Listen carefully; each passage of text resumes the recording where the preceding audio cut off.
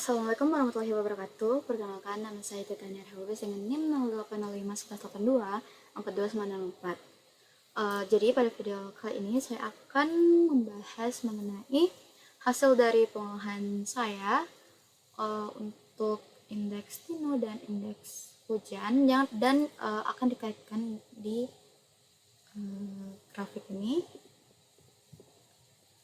Jadi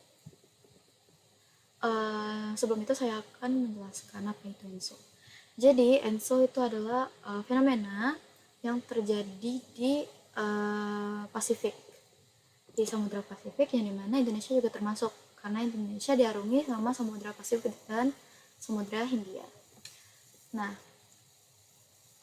di kondisi alaminya ENSO ini dia tuh ada angin pasat yang bertiup dari Pasifik Timur. Kondisi alaminya dia tuh daerah konvektif memang ada di Indo-Pasifik. Indonesia juga kena dan juga Australia juga kena. Jadi daerah karena kolom air panas atau permukaan air dengan suhu yang tinggi itu bertiup ke arah Indo-Pasifik. Jadi daerah konvektif dia itu berada di Indo-Pasifik. Nah, jadi kalau misalnya di kondisi alami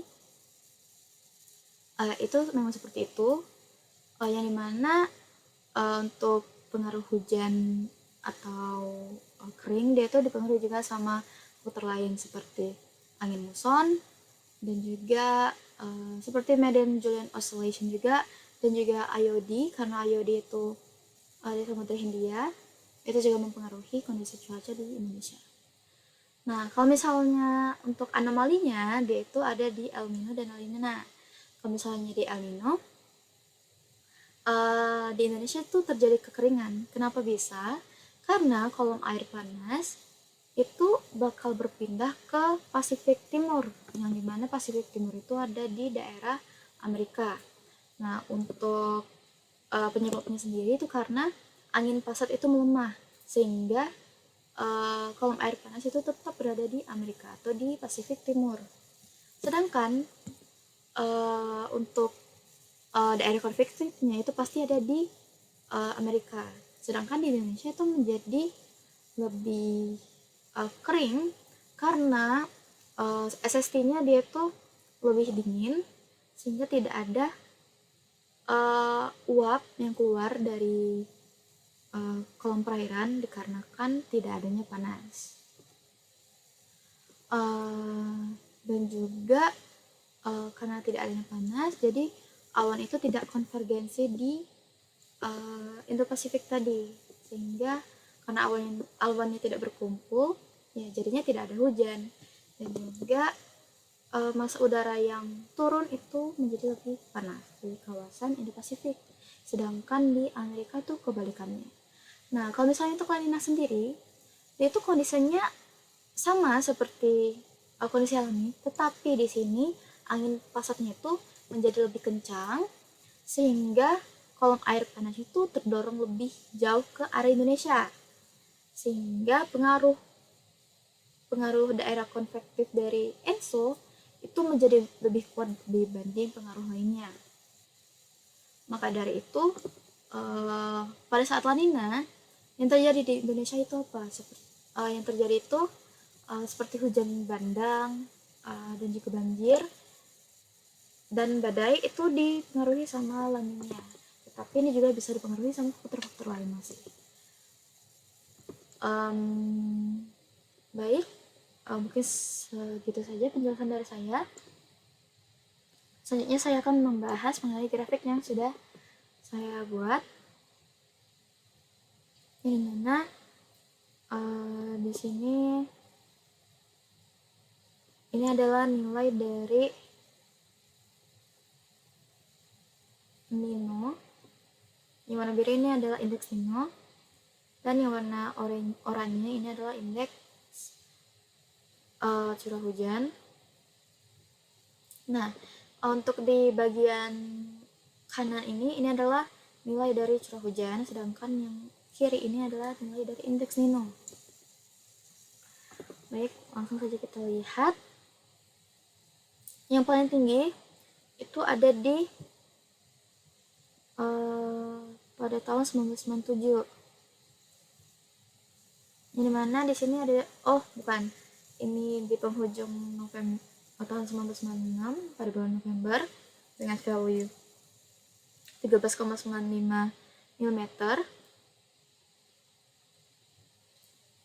Ini mana di sini untuk indeks nilainya dia itu tinggi juga,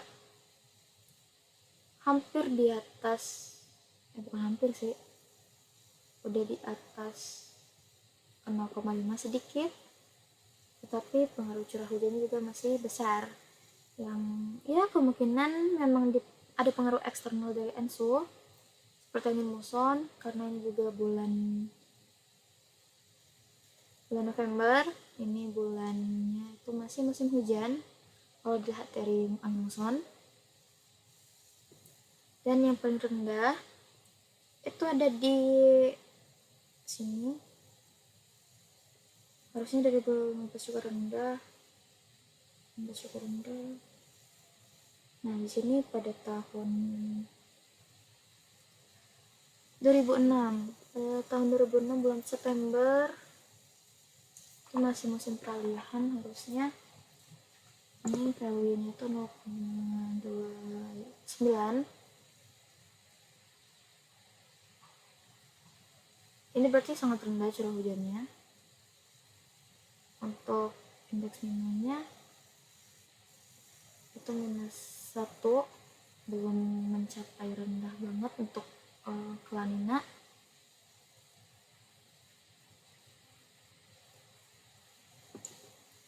Sedangkan di sini pada tahun 2015 sudah kenal sama El Nino-nya yang ganas. Itu curah hujannya turun banget. Kalau sini 2014, ini 2015. Baik, secara keseluruhan terlihat tidak terlalu berhubungan. Kalau misalnya ini aku ambilnya di Teluk Lampung, terlihat tidak terlalu berhubungan, soalnya ya memang ada faktor-faktor luar tadi, dan juga Teluk Lampung ini lumayan dekat dengan Samudra Hindia, sehingga mungkin lebih dipengaruhi sama IOD, dan juga ada angin muson juga, dan juga topografinya, yang dimana korelasinya memang rendah. Di sini korelasinya itu 0,3, hampir 0,3 hampir 0,4. Yang dimana di sini dia tuh enggak jadi rendah, tidak kuat atau lemah, tetapi dia tuh ya positif. Tapi tidak cukup kuat untuk menjelaskan hubungan dari ENSO sama indeks minusnya sama curah hujannya.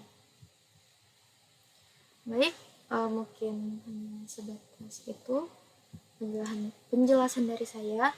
Mungkin saya akhiri saja. Assalamualaikum warahmatullahi wabarakatuh.